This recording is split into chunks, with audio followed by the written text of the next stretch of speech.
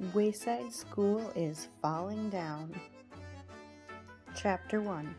A package for Miss Jules. Lois, the yard teacher, frowned.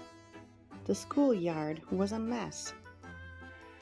There were pencils and pieces of paper everywhere. How'd all this junk get here? He wondered. Well, I'm not going to pick it up. It wasn't his job to pick up garbage. He was just supposed to pass out the balls during lunch and recess, and also make sure the kids didn't kill each other.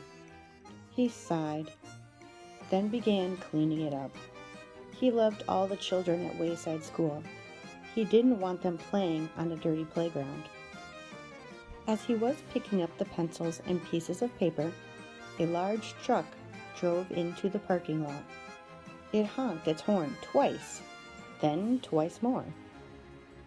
Lois ran to the truck. "Quiet!" he whispered.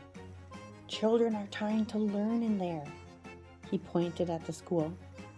A short man with big, bushy hair stepped out of the truck.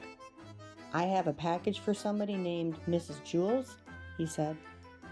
"I'll take it," said Louis. "Are you Mrs. Jules?" asked the man.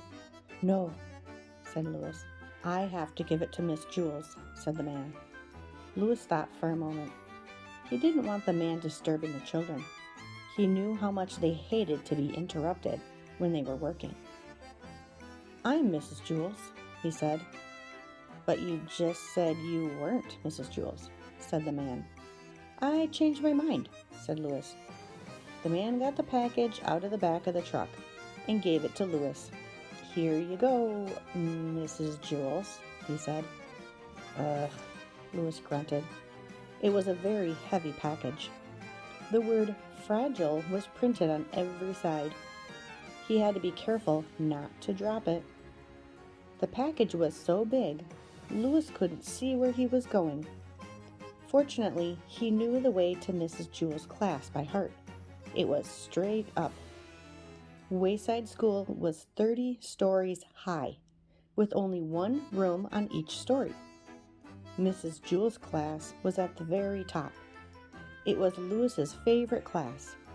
He pushed through the door to the school, then started up the stairs. There was no elevator. There were stairs that led down to the basement too, but nobody ever went down there. There was dead rats living in the basement. The box was pressed against Louis's face, squashing his nose. Even so, when he reached the 15th floor, he could smell Miss Mush cooking in the cafeteria. It smelled like she was making mushrooms. "Maybe on my way back, I'll stop by Miss Mush's room and get some mushrooms," he thought. He didn't want to miss Miss Mush's mushrooms. They were her specialty. He huffed and groaned and continued up the stairs. His arms and legs were very sore, but he didn't want to rest. This package might be important, he thought. I have to get it to Miss Jules right away. He stepped easily from the 18th story to the 20th. There was no 19th story. Miss Zarves taught the class on the 19th story. There was no Miss Zarves. At last, he struggled up the final step to the 13th story. He knocked on Miss Jules' door with his head. Miss Jules was in the middle of teaching her class about gravity when she heard the knock. "Come in," she called. "I can't open the door," Louis gasped. "My hands are full. I have a package for you." Miss Jules faced the class. "Who wants to open the door for Louis?" she asked. All the children raised their hands. They loved to be interrupted when they were working. "Oh dear, how shall I choose?" asked Mrs. Jules. "I have to be fair about this, I know. We'll have a spelling bee, and the winner will get to open the door." Louis knocked his head against the door again. "It's heavy," he complained, "and I'm very tired." "Just a second," Miss Jules called back. "Allison, the first word's for you. Heavy." "Heavy," said Allison. "H-E-A-V-Y, heavy." "Very good. Jason, you're next. Tired. Tired, said Jason. Sleepy. Tired. Louis felt the package slipping from his sweaty fingers. He shifted his weight to get a better grip. The corners of the box drug into the sides of his arms. He felt his hands go numb. Actually, he didn't feel them go numb. Jenny, package. Package, said Jenny. B-O-X. Package. Excellent, said Miss Jules. Louis felt like he was going to faint. At last, John opened the door. I won the spelling bee, Louis, he said. Very good, John, muttered Louis. Aren't you going to shake my hand? Asked John. Louis shifted the box to one arm, quickly shook John's hand, then grabbed the box again and staggered into the room. Where do you want it, Miss Jules? He asked. I don't know, said Miss Jules. What is it? I don't know, said Louis. I'll have to put it down someplace so you can open it. But how can I tell you where to put it until I know what it is? Asked Miss Jules. You might put it in the wrong place.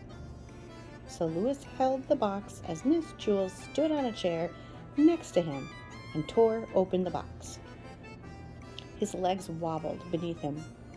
It's a computer, explained Miss Jules. Everybody booed. What's the matter? Asked Louis. I thought everyone loved computers. We don't want it, Louis, said Eric Bacon.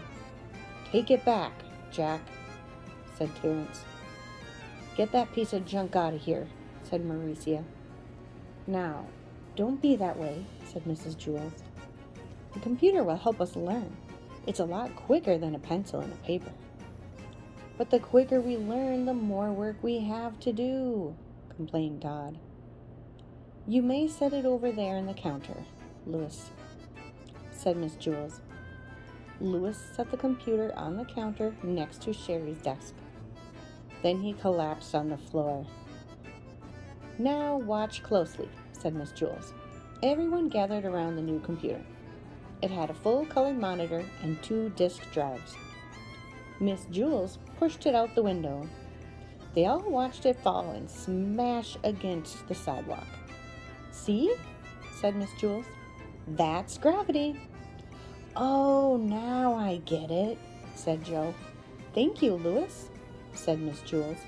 I've been trying to teach them about gravity all morning. We had been using pencils and pieces of paper, but the computer was a lot quicker.